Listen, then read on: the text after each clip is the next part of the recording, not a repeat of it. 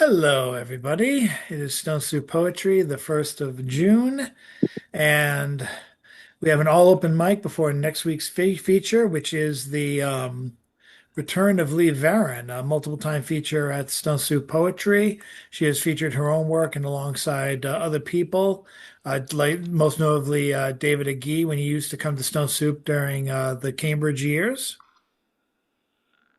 I'm looking forward to that, and I'm looking forward to another announcement for the end of Stone Soup on June 25th. I should be posting that information for over the next 2 days. I'm very excited about it. But for now, we have the all open mic, and I'd like to start off with the poet of the hour, who it was published today in Oddball magazine with art by Peter Erkowitz. Let's welcome up Mr. Mark States to kick us all off. Thank you so very much.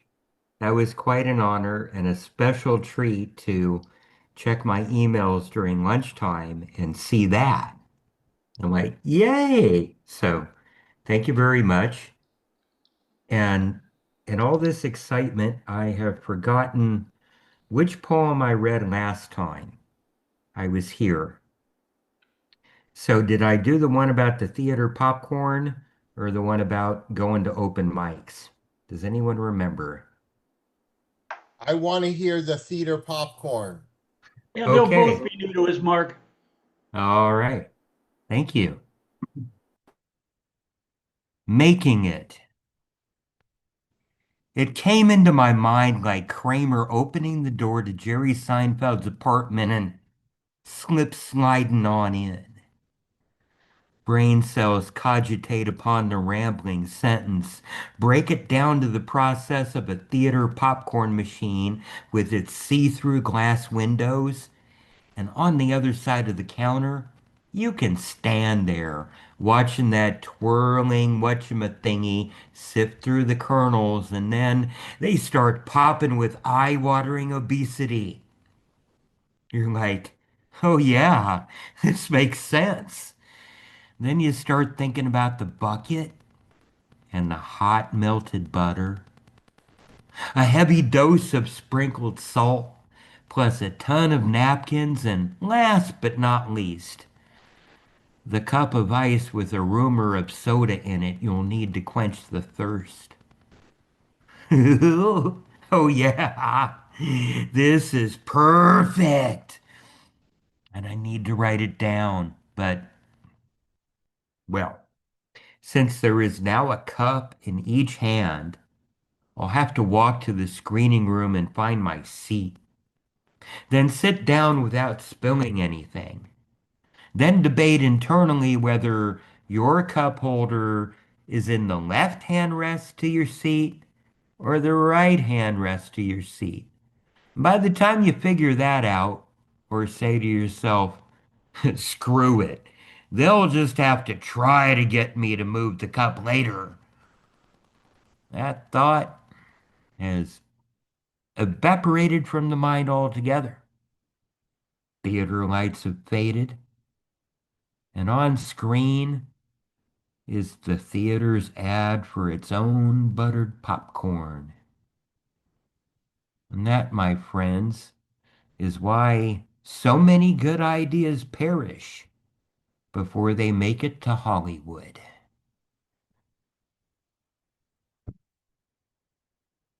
Thank you very much.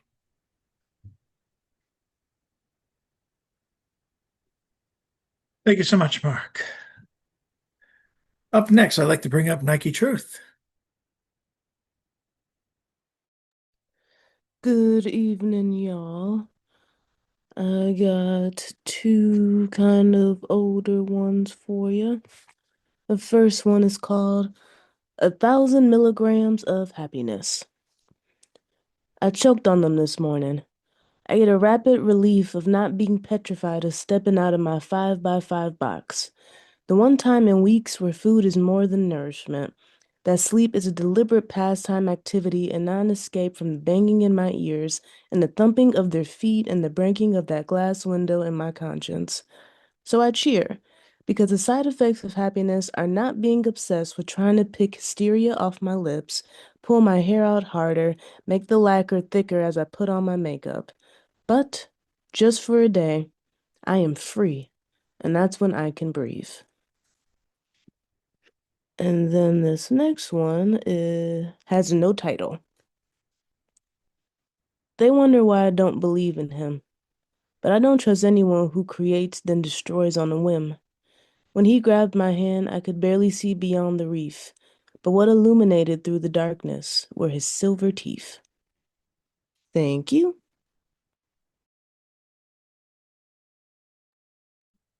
Thank you so much, Nike. Let's bring up next Mr. Richard Spizak. Thank you With so nothing much, sir. political, I'm sure. Oh God, no, not at all. Yeah, I've sworn off.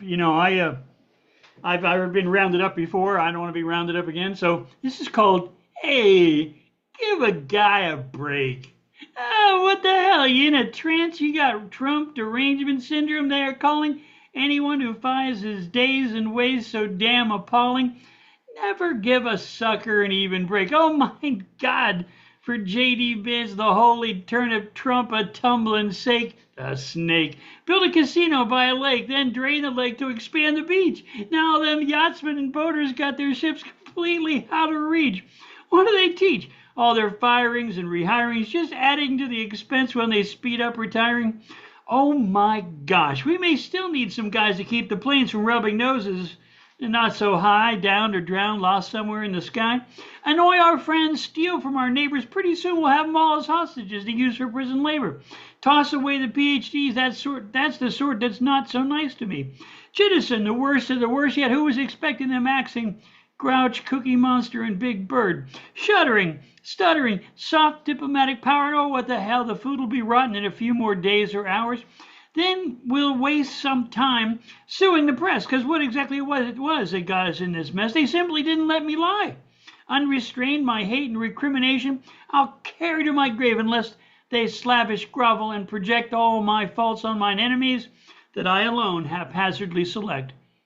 He has his doubts about the Constitution, and all those jurists who fail to listen, well, that's just not prudent. Any laws he doesn't like, he just ignores. So, hey, take a hike. Yeah, he took an oath, but his fingers was crossed. We'll notice before our freedom all was lost. Annex Greenland, he'll take Canada too, add the Panama Canal with an expeditionary force and a drone or two. He'll be welcomed. He imagines another war movie with tons of badges. And this one's for old John Wayne, just another glorious bloody pageant, all the patriotic soldiering and how, like the Bartman said, dude, hey, don't have a cow. Habeas corpus, that's a thing of the past. If we let it sleep away, which other of our freedoms might just be gone in another moment's gasp? They fancy a casino on the Gaza Strip. Well, there stick all those extra Palestinians that Israelis have in their bloody midst. Trumpy wants to fully own that bloody shtick, and oh boy, he'll wave that at the Hicks. And finally, with a parade, he'll top it off. Boy, oh boy, give him that shiny copper penny drops. We'll feel the joy.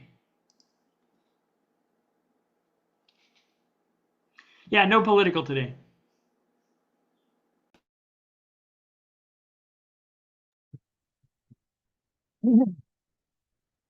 Thank you so much. Let's bring up next Mr. Edward S. Galt, Magister Galt himself.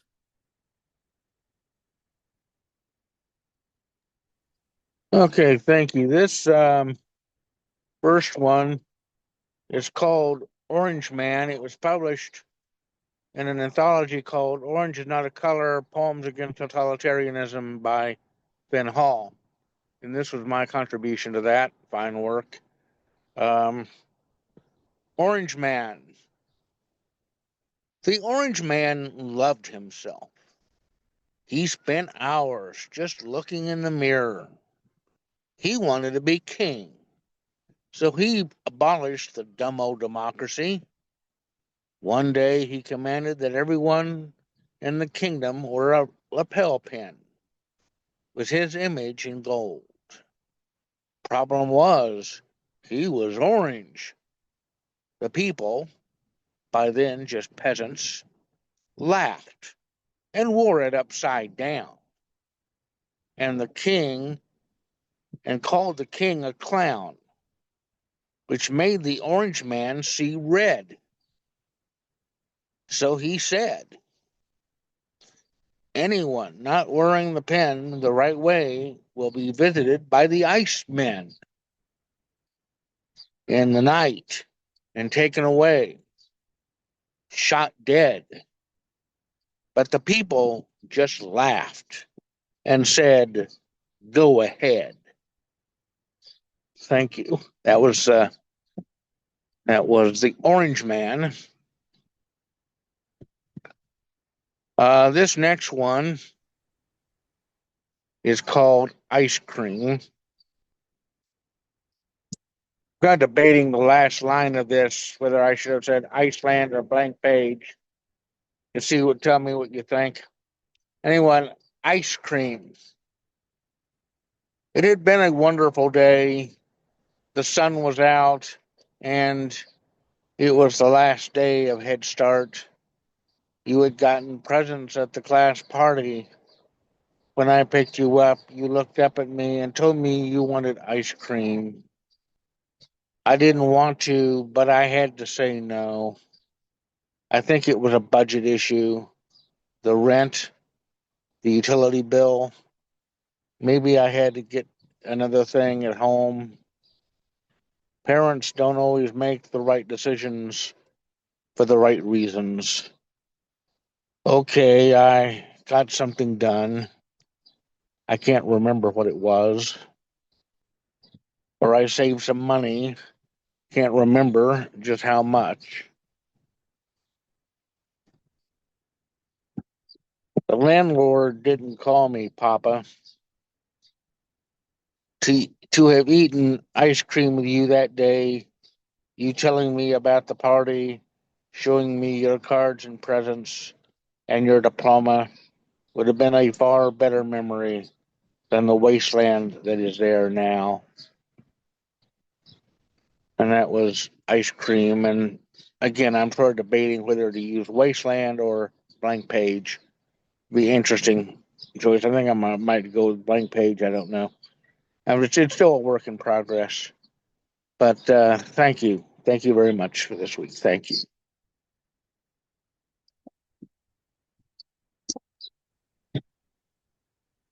Thank you, Sir Galt. Up next, I'd like to bring up Jan Rowe, if she's there. Yep. Yes, she's there. Hi. Well, this is from this week's Black Seed Writings. It's the update on rental price fixing, raising rents. Now, about a half dozen artificial intelligence programs are involved in rental price fixing. Initially, one artificial intelligence rental price program was found by Attorney General Merrick Garland.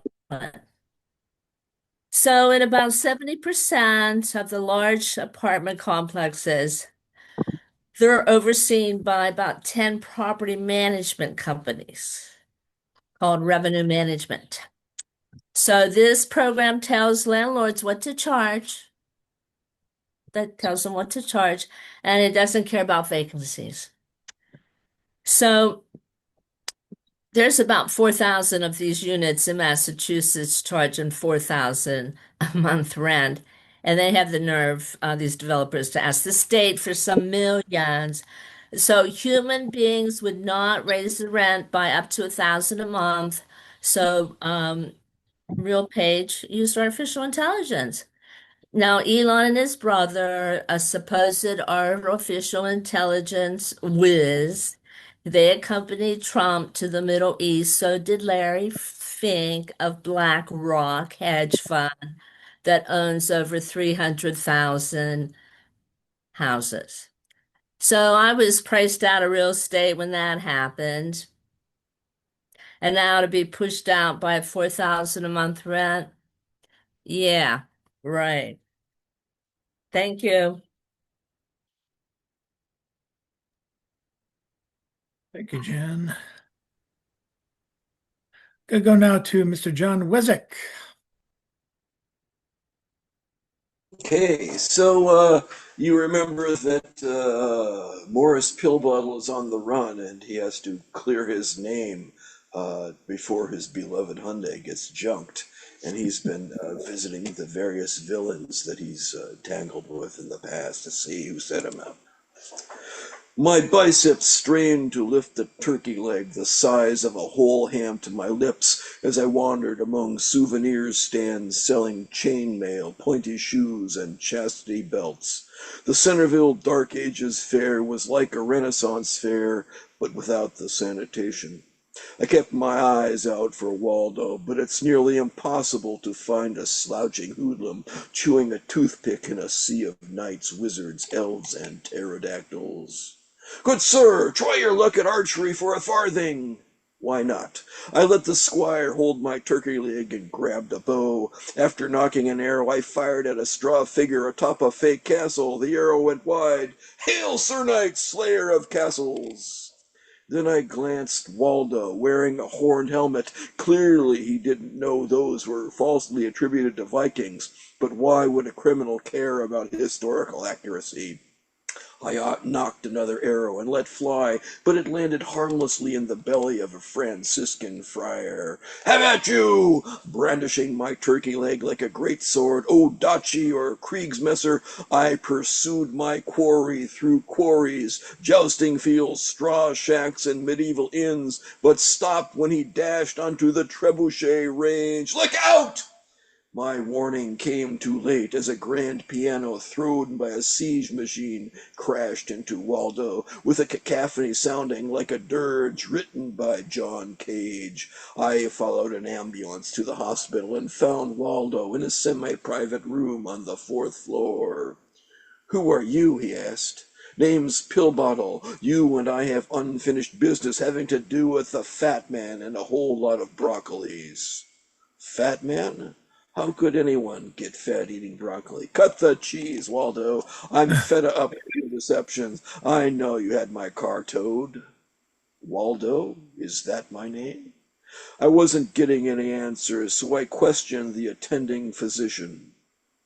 I'm afraid the patient is suffering from acute amnesia. It's a rare disorder that only occurs when writers run out of original plots. He looked me over. I see from your shoulder holster you may be susceptible to the same condition. Any memory loss lately? No. Do you have a teenage daughter who's been kidnapped by gun runners? I shook my head. How about getting framed for a crime you didn't commit and having to solve the case before the cops put you behind bars?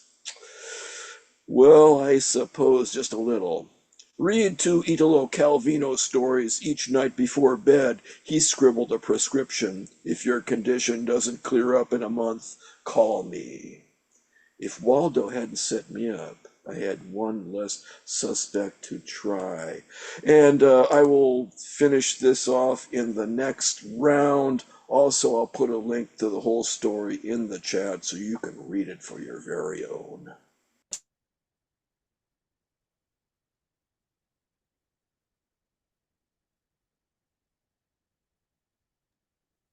Do not trust Thank you, him. Jeff. Do not read it. It will inspire your brain to insanity. Don't do it. That is just as good as a recommendation. Let's go to Mr. Bill Lewis now. He's I eager to talk. told you, don't do it. Gosh, wow. The things I have to do. Well, anyway, I have been pissing off your politicians recently. I didn't mean to piss them off. They just said that they had housing fixed. And I didn't think they really had it fixed. And then we got into the, well, I didn't mean to get into an argument and I sort of apologized, but housing is not fixed. It's not all done. And then we get this picture. Did you really have in Cambridge a bunch of homeless guys having a fight and everybody's just walking by and you're interviewing this girl and you don't even give up? Oh my God, what has happened to?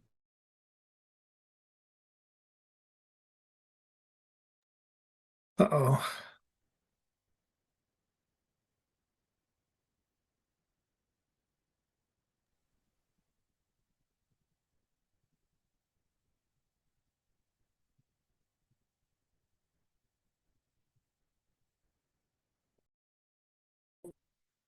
I think Let Bill me think. froze.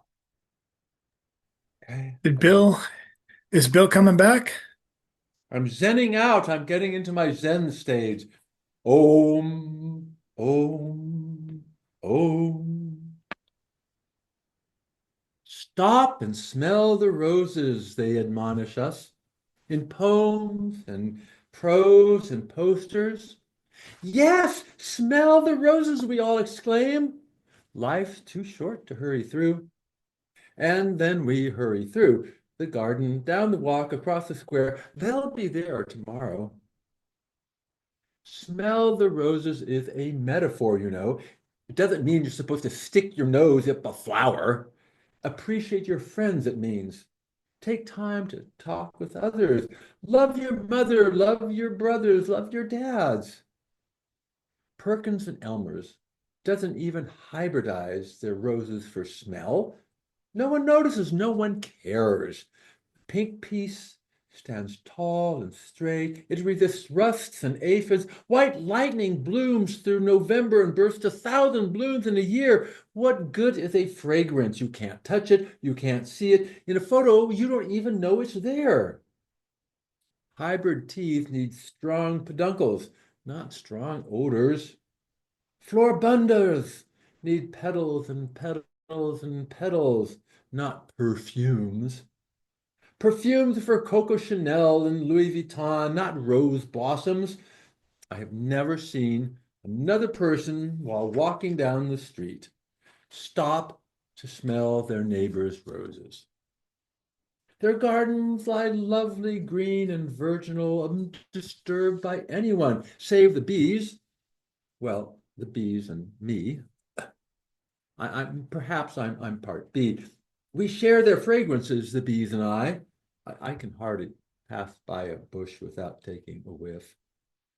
Perhaps I don't have enough to do. I'm sure I would be twice as rich if it were not for my neighbor's blossoms.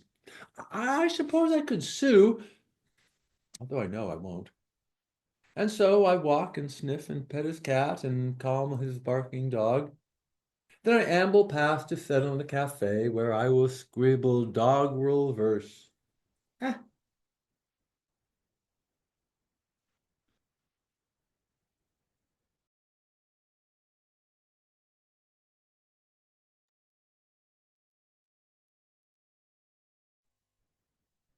Thank you, Bill.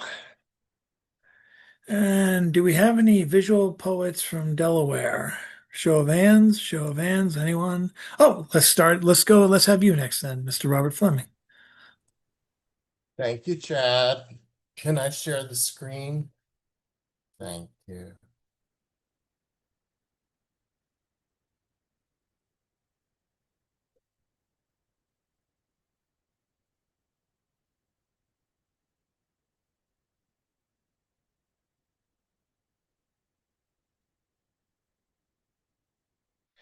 So as a digital artist, I am doing a project of photographs from my birth until now. I have about 30 photographs, which I intend to work on. This is one of them. This is a photograph from 2015.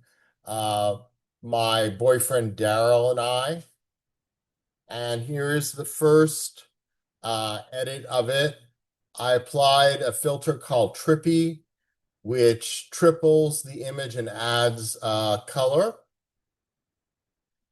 And then I added a filter called Slice and another one called Calm.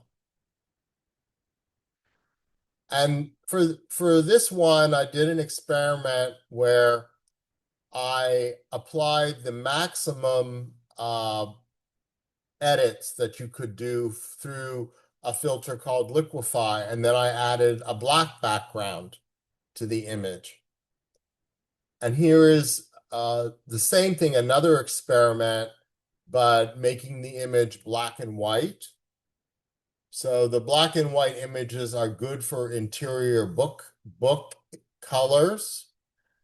And then this is the same one as the last image, but in color. And now this is a color image. And the one on the left is the original photograph, and the one on the right is my favorite of the sequence. And for visual arts, the two top subject matters would sell the most. The first one is landscape. The second one is abstract. So because this is an abstract work on the right, it would have a good chance of selling. And I'll end with two poems. One is a follow-up to Mark's poem on popcorn. Popcorn body invasion. Don't push the button. Mother says radiation. Micro, wave me, waiting for the first pop. I scratch my bum. When the popping stops, I explode. On the gray kitchen vinyl floor, burnt corns are the crunchiest. Unpopped kernels contact my throat. I implode on the brown den carpet. 5, 4, 3, 2, 1. Corn contact. I hear, me souffle, me souffle. I am taken. And the second one is to prepare you for a summer event, which is for attending a drive-in movie this summer. Drive-in movie truths revealed. 50-foot woman delivery at the drive-in movie concession stand. The concession stand ketchup is blood. The blood bank blood is ketchup. The blob is 200 grape Jell-O packages. Godzilla is the third cousin, once removed through marriage, of King Kong. The pods from outer space are from Saturn.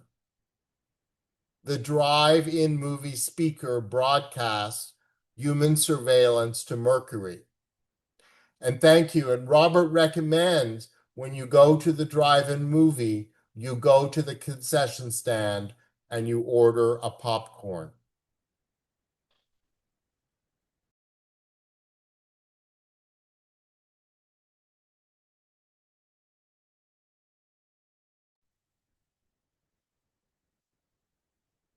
Very nice. And we need a cover of Mother Popcorn for the win.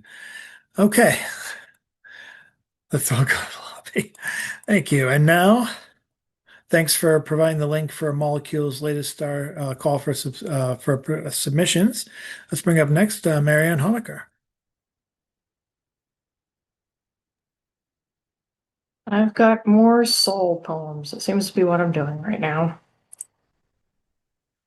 Soul is a dust storm, rushes like water, catches on stone, ripples into waves, is visible only as this storm of my words. To put an idea in a word is like cramming the moon in a jar. Is said to be my tin can in a game of telephone with the divine. I talk and it vibrates down the string. I listen and hear a dust storm. I realize the string has been cut.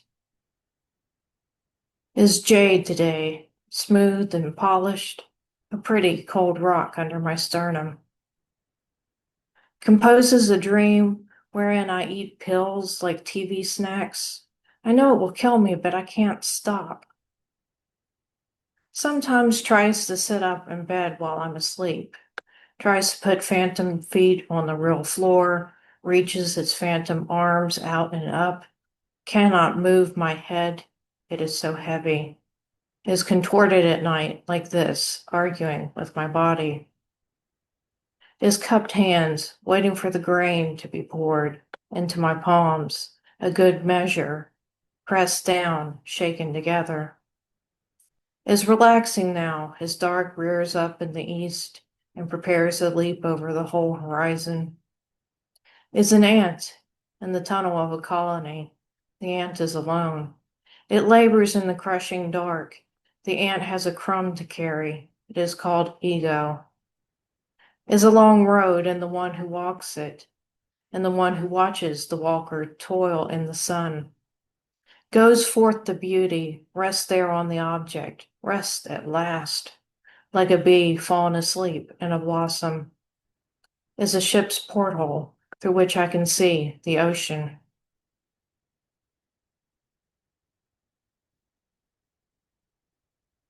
And then another short one. Soul is one oak leaf held out alone on its branch, and a tree crowded with leaves. The wind crosses over, and below us, we seem to shiver and to nod to shimmy, but it's the wind. Is a jack in a set of jacks. How many of us can be picked up with each bounce of the tiny rubber ball? Who is picking souls up in a sweaty palm? Who is tossing them back to the ground? What if no one is there? What if we rise and fall for purely mechanistic reasons? That's all for now. Thank you.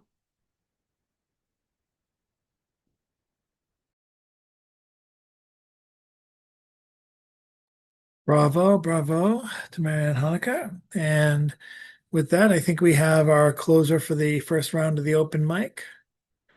Let's bring up Mr. James Van Looy and catch his column tomorrow at oddballmagazine.com. It's all one thing.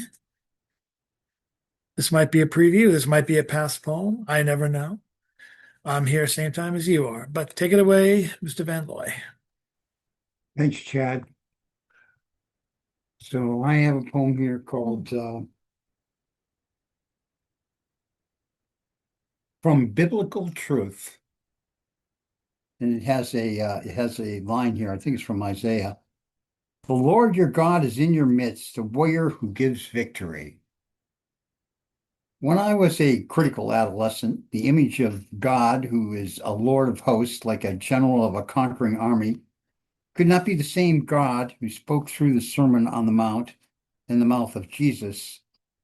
As a draftee, the atrocities I heard of from comrades who'd been in Vietnam confirmed my belief that God and war never the twain shall meet until many years later, when my teenage son moved in with me because it was no longer safe for him to live where his mother lived. I prayed a prayer for Jesus to come into my life and went upstairs to the karate studio where I had been studying for 10 years and noticed for the first time the kata, the most simple form I had been doing daily, faithfully all that time, was in the form of a cross, and that the slow motion, dynamic tension exercise was a way to work the deepest layers of body by exhausting its outer muscles. The confirmation of my conversion was complete. But now, 30 years later, finally I see God the warrior who gives victory in the midst of a manna host. And here's the song for you. Once I built a tower way up to the sun, out of brick and mortar and lye.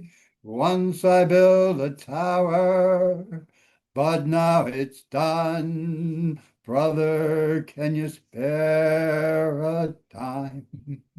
Once I built a railroad, I made it run.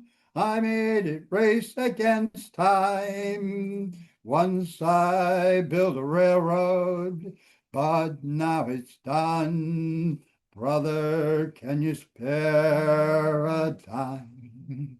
Once in khaki suits, gee, we looked swell, full of that Yankee Doodly Dum. A million pair of boots went slogging through hell. Brother, can you spare a dime? Say, don't you remember you called me Al? It was Al all the time. Say, don't you remember I was your pal? Brother, can you spare a dime? And that, of course, was from 1932. Yip Harburg. Thank you. Thank you. I think famously covered by Al Jolson and still gets covered today. One of the more recent. Bing Crosby. Yeah, Bing Crosby, but of all other people you think wouldn't cover it and maybe shouldn't have, George Michael, which came across as a kind of like a lounge music song and didn't seem right. He had a good voice to it, but just the composition, the execution was a little weird. And there's even more than that. Thanks so much for that. And let's go back to start, collect $200 or 200 bags of air, whatever currency can be transferred from the internet. I don't have Bitcoin. And let's go back to Mark States. Okay, thank you very much.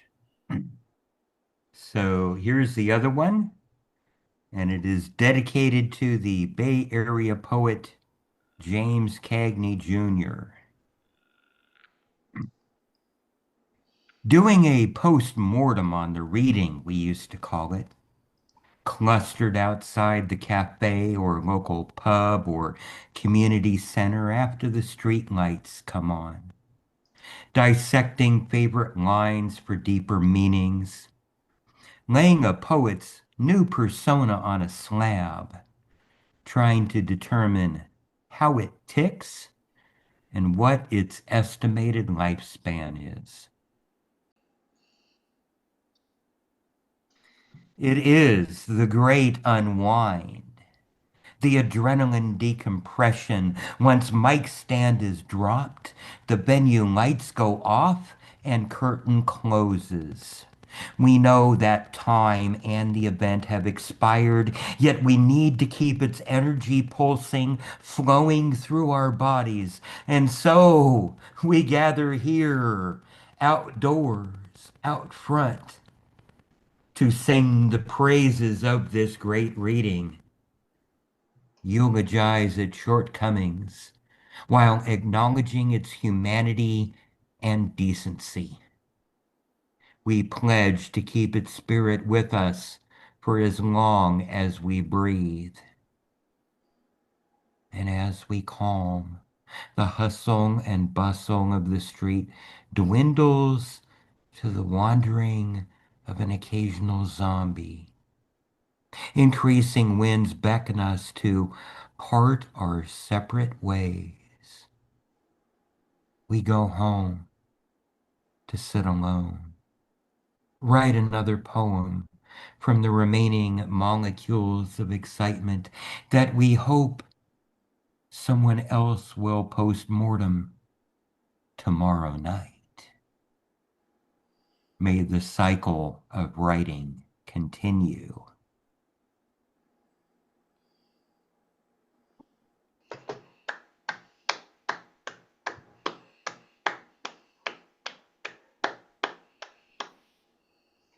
Thank you.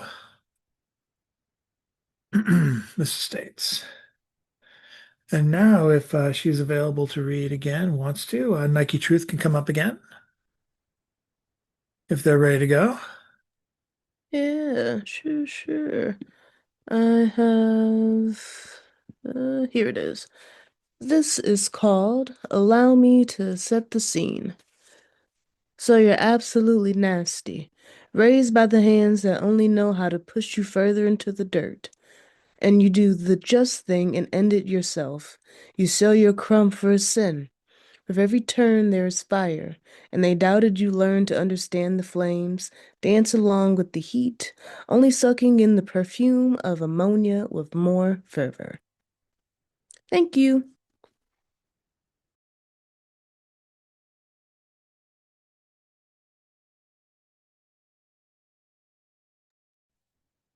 And that was Nike Truth. Always glad to have their work with us. And Richard Spizak is due for another round. Thank you, sir. Thank you very much. I want to wander into the grounds of the philosophers. And I offer you this. This is called My Favorite Philosopher.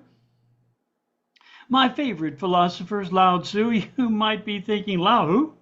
The simplicity of his thinking appeals to me. He requires very little belief, as well you might see. The local tribe in the place where I was born preferred a religion by and large that I came to spurn. It's not that it's foolish, it's not that it's dumb, but despite how long practiced, they don't seem to understand how precisely it's done. He references water, finds wisdom there, yet his worshipper finds no necessity to bind him to a chair. The knowledge you need you will find within. It's nothing at all about worshiping him. Letting go, with Lao Tzu, is an important theme. All this maintaining of formalities and imposing of schemes often does little more for most of us than stifling our dreams. One of his favorite stories he explains very well. It's the dream of a butterfly. You'll hear he proposes it in this spell.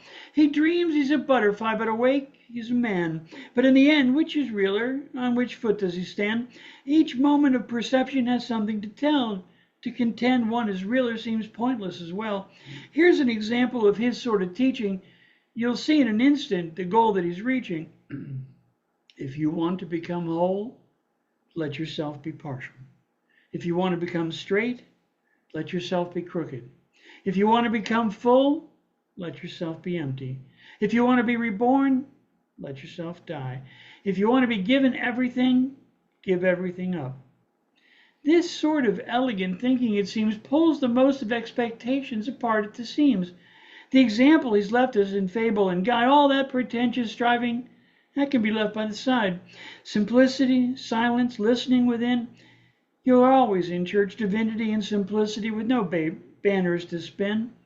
Another example of his wisdom sheds much light. I urge you to give it a listen. You might get it right.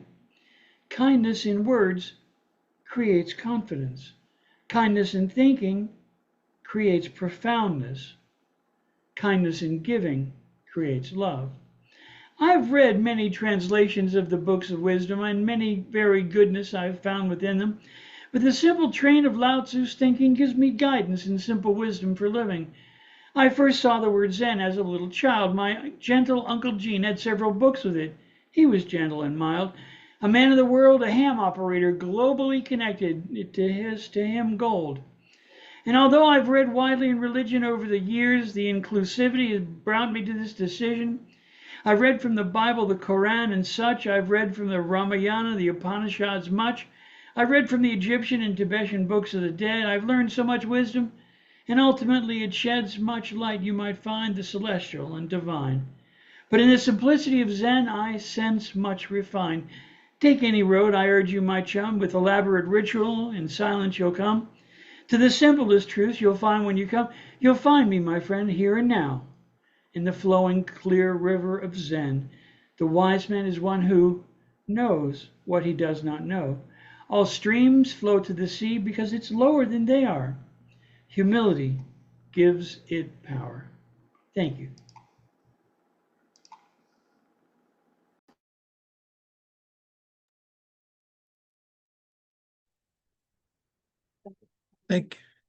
Thank you, Richard. I'd like to bring us now to Mr. Edward S. Galt, the Magister Meister.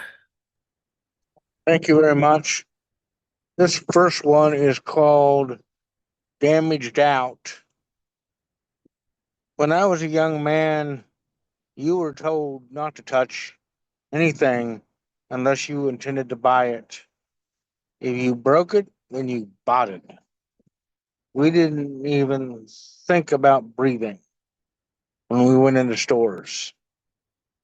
The least breath would most surely cause the most expensive item in the store to plummet to the floor and shatter into 10,000 little pieces. And that's when we were standing on the other side of the store from it. It certainly would have happened to me, and I didn't even have to be in the store. So when you walked in the store today, I know you didn't mean to break anything. Yeah.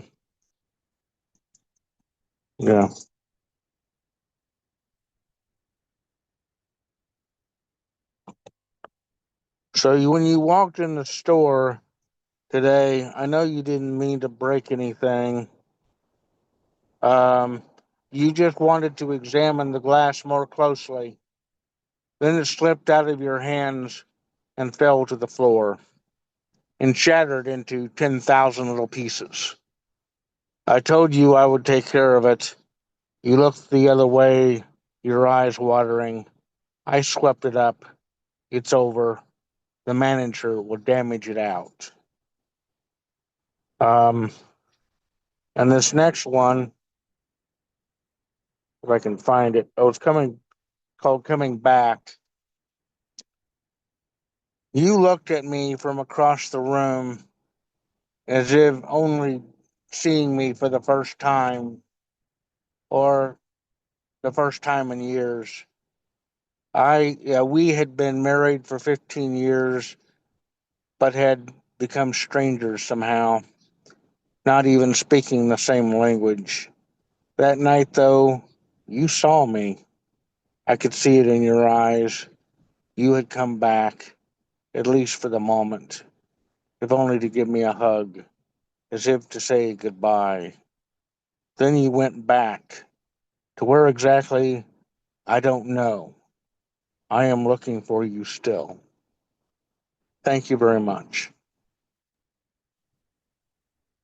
Thank you. Thank you. Nice to have you back. Thank you. And speaking of nice to have back, let's bring up Jan Rowe. She's ready.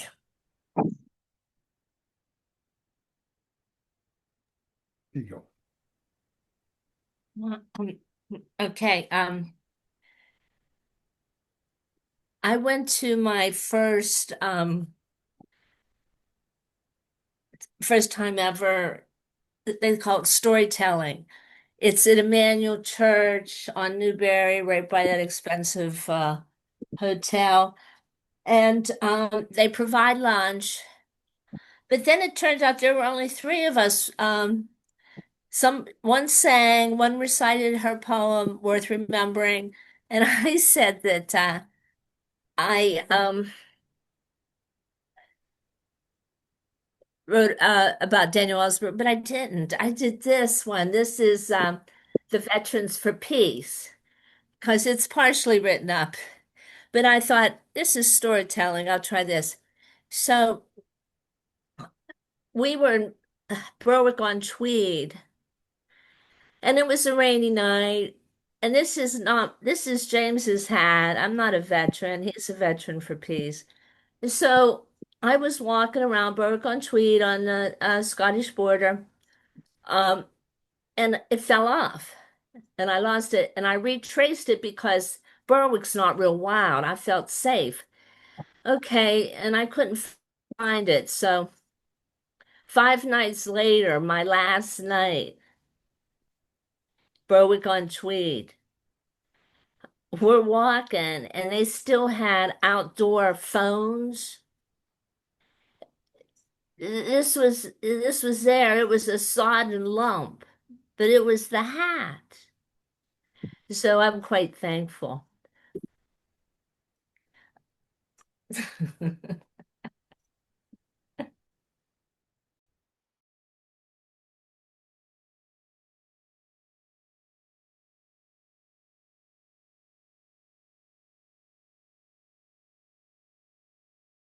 You're muted, Chad. Oh, sorry.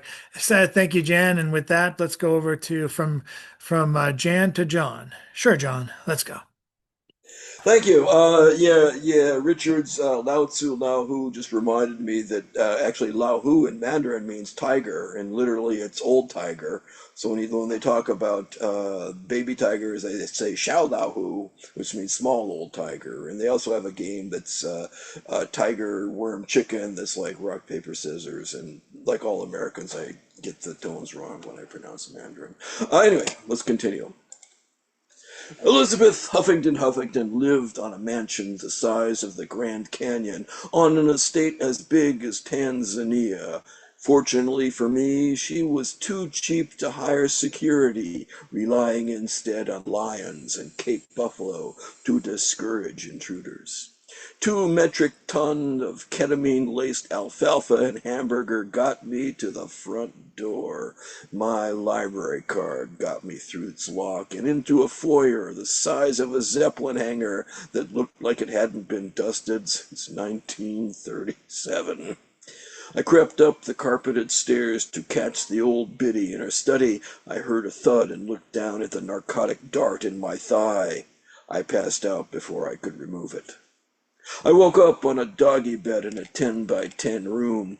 As I lifted my head off the stuffed monkey, I saw a great Pyrenees dog wearing an eye patch and leaning on a silver-tipped cane in the doorway. Grantham Snooterbox, I thought you were dead. I should have died when you left me on that mountainside, but I crawled for miles until I found refuge in a Shaolin monastery. Like many dogs, Snooterbox considered himself human. In his case, he considered himself a supervillain who tried to murder an heiress to collect her inheritance. What do you want, Snooterbox? Revenge. I spent 6 painful months waking at the break of dawn to practice flying kicks, somersaults, and punching through concrete blocks. All I could think about was how I'd make you pay. By the way, I have something of yours. He picked up a document from the hallway with his mouth and laid it outside the doorway. My parking receipt! I rushed toward it, and my muscles spasmed from 2,000 volts before I could leave the room. You fiend! Shock collar. I programmed the electric fence while you were unconscious. There's no escape, but don't worry, I left you kibble in a bowl of water. In 3 days, your precious Hyundai will be reduced to a block of scrap iron. Snooterbox limped away, laughing. Being a dog, he must have forgotten that humans have hands. I gave him 15 minutes before and leaving. Lieutenant Filefolder, call off the manhunt! I slapped my parking receipt on the metal desk behind a hat stand and corkboard covered with photos of missing cheese wheels. Here's the evidence that proves my innocence.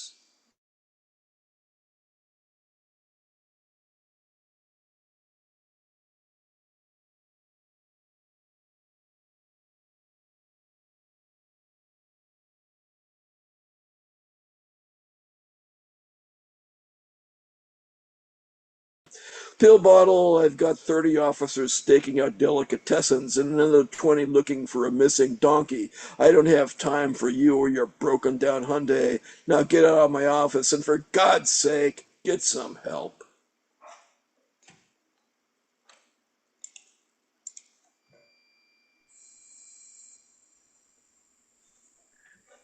The adventures continue. Don't forget the link in the chat, people. And now we go to Mr. Bill Lewis.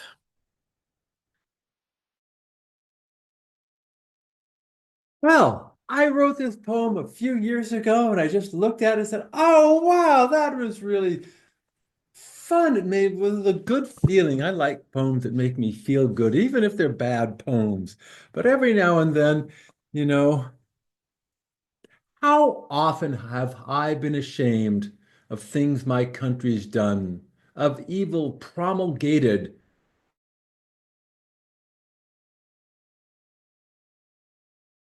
Though Bush assured us so. No support there for Al-Qaeda, no threat to the Alamo. The next man stepping up in line was very like the last. A winner sure McCain would be, like Bush, a royal blast. No nigger will be president, I heard some people say. He's Muslim, he's a socialist, he's a terrorist in his way. He's everything that's evil. He's everything that's bad. He's everything that they despise. He's probably half mad. But when we went to count the votes, a miracle occurred. It seems we voted heart and mind, and we were finally heard. Let the church bells ring it out. Obama made the bid. Where once we said we thought we could, we now can say we did. Woo-hoo! And it was just a wonderful time. Remember all how heady it was? And we passed Obamacare, the Affordable Care Act. We have universal health care in America, finally. And he dealt with the housing crisis. And remember how, and he dealt directly with racism. The amount of racism in America just completely disappeared after his presidency. And that is why we are so together today. I just felt so good about how he brought America together and how connected we are today for, yeah, well, almost.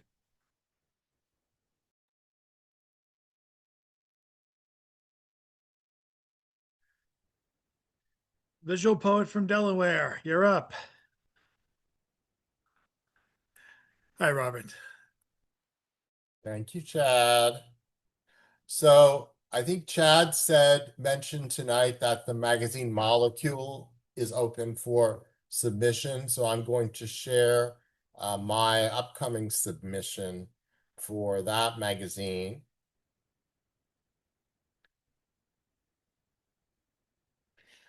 So the magazine accepts poetry, prose, plays, interviews, reviews, visual art, twice annual submissions. All of the text pieces have to be 50 words or less, including the title, visual art of tiny things like tea bags, toothpicks, matchbooks, maximum 5 pieces. I'll put the link in the chat after my share. So this was my first acceptance at a Molecule. And what was unique about it is I'd say only in maybe 3% of my visual work do I use a handwriting which is non-New Times Roman. So this was a script handwriting. Don't call me. And then this was one of my rejections from Molecule. Our love burns till lungs ash. And this was another rejection. Flush, believe. And for the women in the Zoom room, if you have not been into a male bathroom, this is one of the materials which are placed at the bottom of a urinal. And here is another one of my rejections for Molecule. It's on a bottle cap. Love chills. So this time I've chosen to use the insect, the bee, in my submission. This was the original image which I scraped from the internet, and then this is my my testing of the different possibilities, and these are my 5 submissions. So this filter is called Heat Wave, which has blue and orange in it.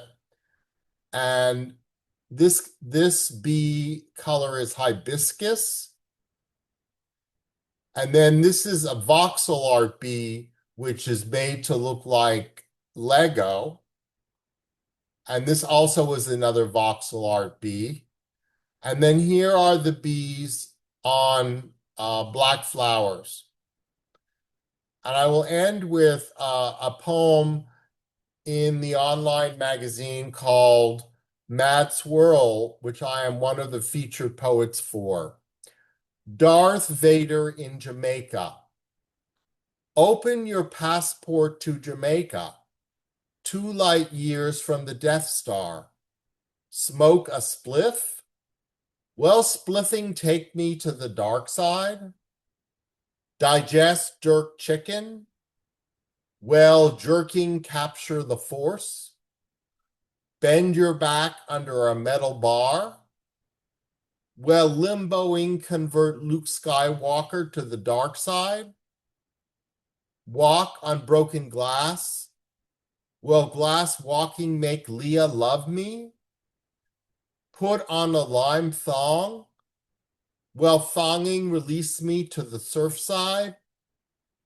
Darth darkens the war of stars. Still, the force lights the Kingston night. Thank you for letting me spotlight Molecule Magazine, and look for the submission link in the chat.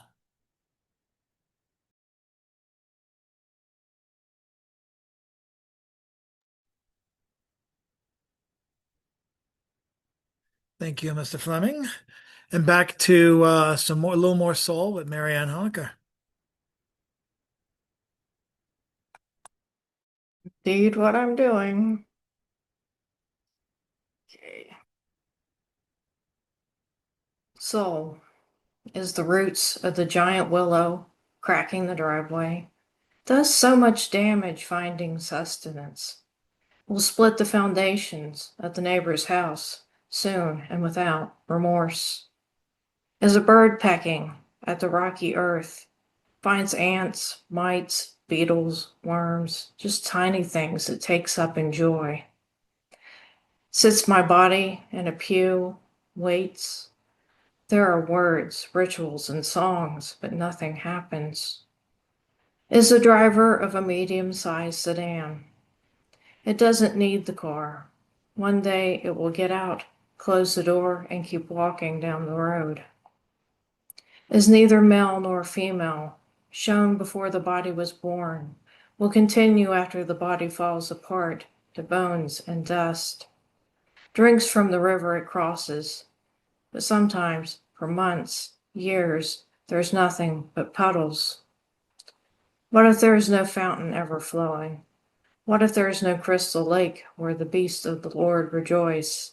What if the soul unbodied dies of hunger and thirst? A short one. Soul says to the sun, consume me. Says to the moon, drown me in your liquid light. Says to the night, expand me until I touch everything you do, the furthest star, the birth of time. Says to life, leave me alone in my little body, in my little house with all my things. That's it. Thank you. Sounds like some of these could be in the next molecule. Close to being that short. Good luck, everyone who submits. I was in the last issue, and it's a fun group to be part of if you're lucky. Up next, and finally, to close out this round robin, and the second and final one is Mr. James Van Loy.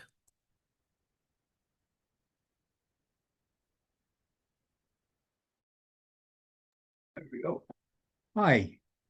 Yeah, so I've got my Vermin Supreme poem here. So this is called Vermin Supreme, who actually was a real person here in New England. Vermin Supreme evades the pack of dogmatism to an identity escape station barn, where Idaho finally manages to find the wormhole that allowed lower, slower Delaware to keep and leap into 20-story towers on spits of sand and a new arm of Great American Interstate Galactic Highway System. Oh yes, zombies used to be really in, but now the vampires are back to take over, not just eat brains.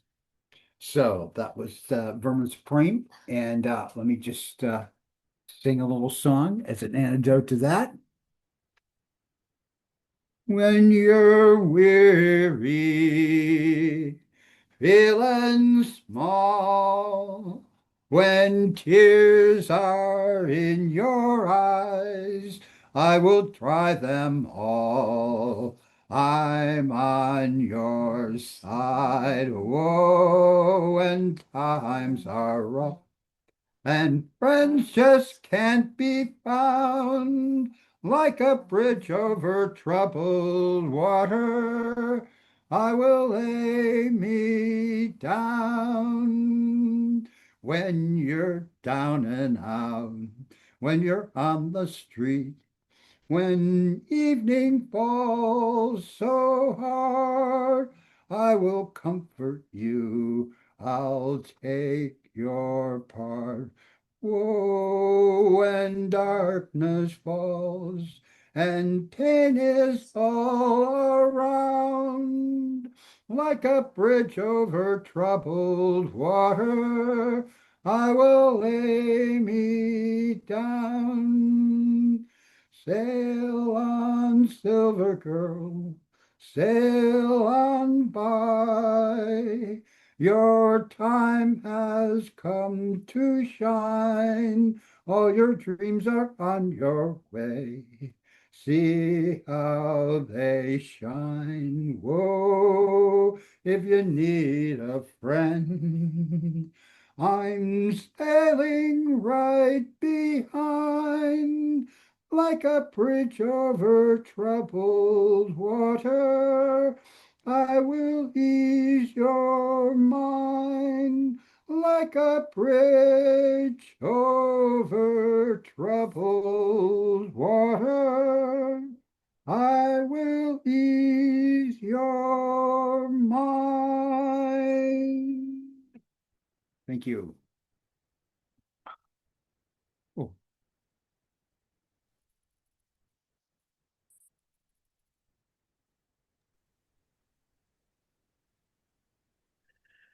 And with the times we live in now, what better way to close out the night than a poem about a man who wears a boot on his head? Look up Who is Vermin Supreme on YouTube. The documentarian who created that movie was actually a former employee slash volunteer for the Out of the Blue Gallery in Cambridge. He made that documentary, and he actually spent the last few years creating a documentary about the Church of Euthanasia, which may come out anytime now. Both Vermin and the church were started by people who have been living in New England for some time now, and still do. Some interesting stuff on the way. But I digress, and I want to thank everyone for coming out tonight. Lee Varon is the feature for next week. I have the feature for the 25th, and I am spoiled for options for who will be featuring on the 18th. I just have to figure that out, and then I'll be posting more information as far as upcoming features and what have you. Very excited. And Lee Varon, if you've never seen her before, is amazing poet, social worker, writes about addiction, the history of it, and her own family history, which is fascinatingly and almost heartwarmingly notorious, is how I like to put it.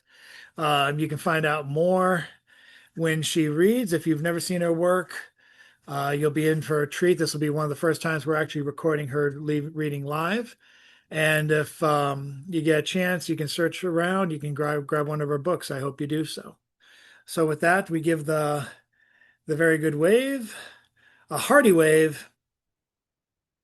I look like I'm smiling rather than just going, I've been making more funny faces than Trump on these things. It's okay when you do it, Robert.